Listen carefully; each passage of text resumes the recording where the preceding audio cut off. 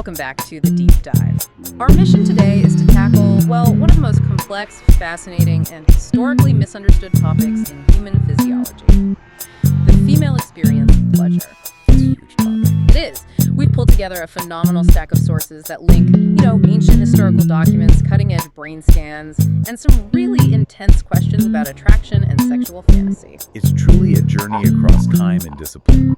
We're moving from the nuts and bolts of pleasure, the brain chemistry and hormonal surge, all the way into evolutionary psychology. Looking at those deep-seated attraction patterns. Exactly. And then transitioning into the modern practice of consensual power dynamics, often known as Ds. We're aiming to give you the complete picture, from biology to behavior. So essentially, we're synthesizing material that looks at the physical climax, explores the surprising idea that this can be achieved purely with the mind, the mindgasm, and then we'll examine why some people are powerfully drawn to partners who embody dominance or a very assertive energy. Let's start at the beginning. If we're going to talk about mindgasms and attraction, we have to ground ourselves in the basic science. Okay, let's unpack the basics first. We hear a lot about G-spots and zones, but fundamentally, what is the female orgasm from a purely physiological standpoint? What's fascinating here is that, despite all the talk of technique and location, the experience is governed by the brain. The female orgasm is a complex neuroendocrine cascade. A cascade, okay. Yeah, a flood of hormones and neural activity. It's defined by two key things happening at the same time in the brain. The hyperactivation of pleasure and reward centers, paired with the temporary deactivation of areas responsible for critical thinking, anxiety, and behavioral control. So the brain temporarily hits the off switch on the parts that tell you to worry about work or whether you lock the front door. That's a great way to put it, exactly. When those control centers quiet down, it allows the full experience of sensation and release to take over. And crucially, once those brain centers fire, the physiological experience, the muscle contractions, the heart rate spike, it's largely the same for everyone, regardless of how it was induced. But in terms of getting that signal to fire, the source material still emphasizes the clitoris, right? For the vast majority of women, yes. The sources detail the clitoris as the key organ for achieving climax. A major takeaway is that this often requires direct or, significant indirect stimulation that often doesn't happen automatically during coitus alone. And that's not a failure of biology. Not at all. It's just a recognition of anatomical necessity. And we know that while anatomy sets the stage, psychology, it conducts the orchestra. It's not just physical technique, it's the whole emotional context. That's the critical overlay. Emotional and relational factors are paramount. Trust, feeling comfortable, safety, and a woman's own sexual assertiveness. These are factors that correlate significantly with frequency and ease of orgasm. The setting is as important as the stimulation itself. What's remarkable is how long humans have understood this complex response, even without MRI scanners. Oh, if we look at the historical context, the knowledge is ancient. The complex mechanisms of female pleasure were well known and documented in ancient Chinese and Indian texts. Really? Yeah, the focus there was often on maximizing mutual pleasure for health and longevity. And then you have that fascinating historical detour in medieval Europe. Right, it's a really surprising bit of history. There was this medical belief that a woman had to achieve climax in order to conceive a child. Which is biologically incorrect, obviously. Totally incorrect. But it highlights that the experience was acknowledged, discussed, and considered essential within a reproductive context. It shows how deeply ingrained this knowledge was, even if it was misunderstood.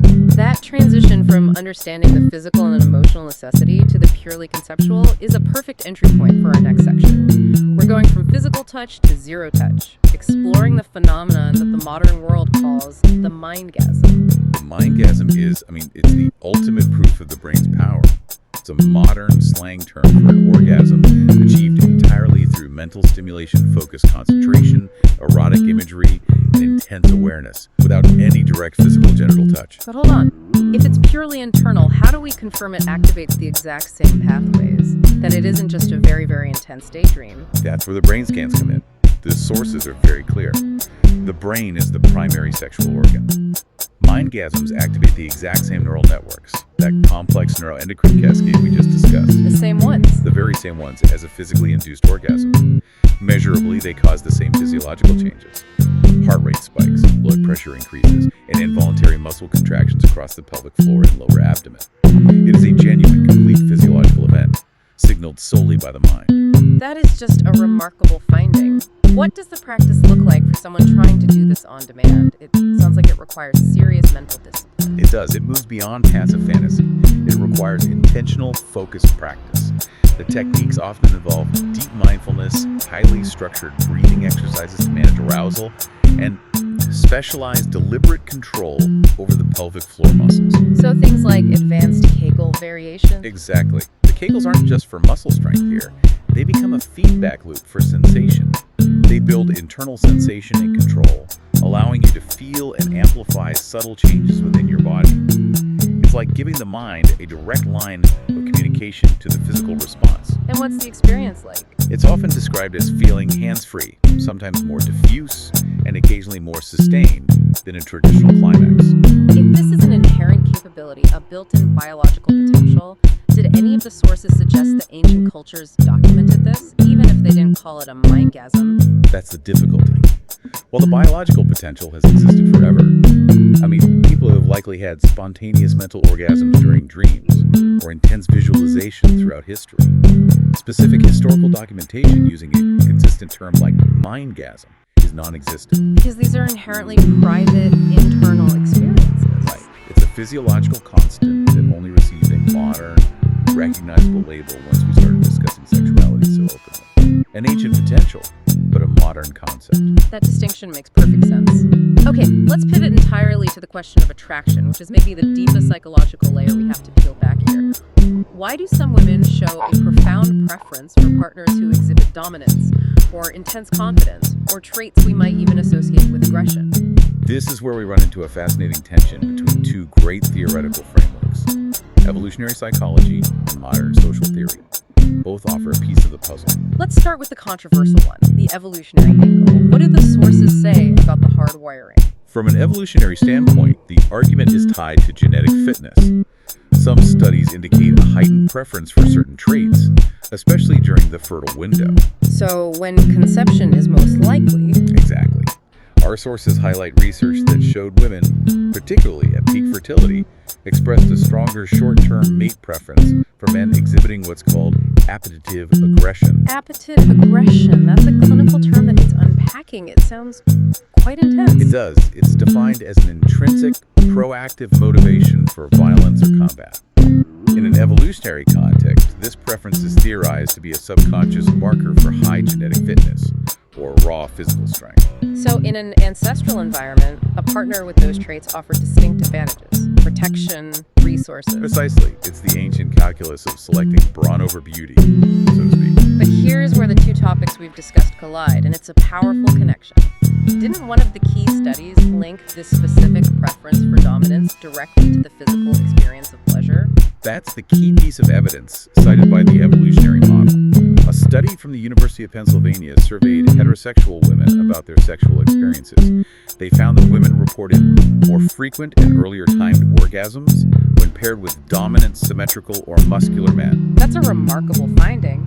What hypothesis did the researchers propose to explain that connection? They suggested that the female orgasm might function as a copulatory mate choice mechanism. Oh, what now? A copulatory mate choice mechanism. In this hypothesis, the body subconsciously rewards intercourse with a partner who signals superior genetic quality through dominance or physical strength, with a more rapid and successful experience of pleasure. The idea is it increases the likelihood of conception with what are perceived as high-quality genes. So in that ancient subconscious part of the brain, a dominant partner is biologically rewarded with a better experience. That's the evolutionary argument. But if we accept that, we have to acknowledge the immediate counter-argument, the social component. This whole concept kind of collides with modern ideas of relationship equality, doesn't it? It absolutely does, and that's the tension that makes this topic so complex. The sources clearly state that preference can also be heavily shaped by what's termed the coercive dominant discourse found in media and popular culture. So this socialization links dominant, controlling, or overtly confident attitudes to sexiness and desirability. Exactly. So we have a hardwired preference potentially reinforced by decades of social storytelling. But we need to be very clear here. We do. The sources are careful to say this socialization links attractiveness to power imbalances in a fantasy or role-play context. It does not equate to a preference for non-consensual abuse. In healthy, modern contexts, the attraction to dominance often translates to appreciating confidence, a sense of security, or a desire to explore structured power dynamics purely as a consensual sexual fantasy. That brings us perfectly to the practical reality. When that preference for dominance is introduced into a sexual encounter, it shifts from a theoretical attraction into a conscious, consensual power exchange, typically within the D's or dominance and submission community, a big subcategory of BDSM. Right. Sexual dominance, or Ds, is characterized by one partner, the Dom, holding power and guiding the entire experience for the submissive, or sub. And the foundational principle is that the dynamic is a shared activity where both parties find deep mutual satisfaction and pleasure in their roles. It's structured play. And because the dynamic intentionally creates an unequal power structure during the scene, the Dom partner assumes enormous, non-negotiable responsibility for the sub's psychological and physical safety. What are the absolute core parameters the sources emphasize here? The Dom is completely, legally, and ethically in charge of the sub's overall well-being. Before anything begins, boundaries must be established clearly, what's on the table and what's absolutely off limits. The safe word system is the absolute cornerstone of consent. That's just one safe word, right? Often two. You must have one word, usually red, to signal an immediate non-negotiable stop. But many couples also use a yellow word to signal nearing a limit, which prompts the Dom to ease off or change tactics without ending the scene entirely. Gives the sub an emergency exit, always. Always. And the responsibility extends far beyond just verbal cues. It requires logistical preparedness. So the Dom has to be prepared. Absolutely. Preparedness is mandatory because D's involves vulnerability. The Dom must have safety supplies on hand. First aid, soothing rags, quick access cutting tools like scissors or shears for cutting rope or ties in an emergency, and keys for any locks used. The scene should only progress as long as the dominant partner is focused on the sub's safety. And the sources stress that the emotional work doesn't end when the scene is over. This is where aftercare comes in, which is often as important as the play itself. Aftercare is essential. Deeds can be physically taxing and emotionally intense, and it can induce strong feelings of vulnerability or even a mild emotional crash once that intense endorphin rush subsides. Some sources call it leaving subspace. What does aftercare look like in practice, and why is it so vital psychologically? It requires both partners to slow down and reconnect emotionally. This usually means discussion, checking in on mental state, physical intimacy like cuddling, providing comforting items like a blanket or a warm drink, and cleaning up together. It helps the sub process the intensity and return to a grounded, safe headspace. And it fosters long-term trust. Exactly. That's what sustains the dynamic. Let's discuss some common practices used in this consensual power exchange to heighten the stimulation. Many rely on that psychological tension. They do. A core dynamic is the tension created by structure. Sometimes it's framed as permission and punishment. The sub may have to ask permission for basic activities, even orgasm.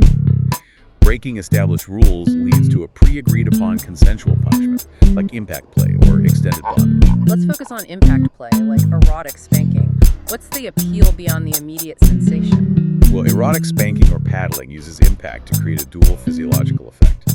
First, the pain triggers the release of pleasure chemicals in the brain, notably endorphins and dopamine, Which creates a euphoric rush. a powerful one. Second, the focused impact in the genital region increases blood flow and heightens sexual pleasure, all while the partner is submitting to the physical control of the Dom. And bondage, which is often the most visually recognizable part of BDSM. Bondage, whether with rope, handcuffs, or gags, is designed to intentionally restrain the sub's senses or freedom of movement. Psychologically, this act places total control in the Dom's hands, requiring the sub to surrender agency completely. This surrender, in a safe environment, is paradoxically freeing for many subs. It intensely heightens mutual sexual stimulation and focus. And finally, roleplay seems like the fastest way to access these power dynamics. It is the easiest on-ramp. The sources note that roleplay provides scenarios with a built-in power dynamic that people can easily slip into, bypassing the need to negotiate complex interpersonal power from scratch. Think scenarios like the classic boss and employee, or even highly clinical dynamics like doctor and patient, which provide clear roles and expectations for the exchange of control. This has been a true deep dive. We've moved across millennia of human experience. We covered the female orgasm from its ancient history and complex neurology, the brain deactivating its control centers, explored the profound potential for a purely mental climax, and then examine the deep-seated, sometimes contradictory reasons behind attraction to dominant traits. From ancestral evolutionary genetics to modern consensual power play. Exactly. The sources reveal that whether pleasure is achieved through intense mental concentration, intentional physical stimulation, or the exploration of a defined, trusted power dynamic, the core driver remains the same: the complex, adaptable human brain. It is the architect of our sexuality, synthesizing biology, history, and social conditioning into the experience of pleasure. And for our final thought for you, the listener, to mull over, we saw how the evolutionary preference for traits like masculinity and dominance signals genetic quality, a hardwired preference for strength. But in a modern world, successful relationships are defined by cooperation, communication, and emotional equality. When these opposing forces, ancient subconscious drives versus modern relational requirements collide, how do we negotiate that internal tension and safely integrate the deep human preference for dominance without sacrificing the trust and equality that define a successful partnership today? Something to think about until our next deep dive.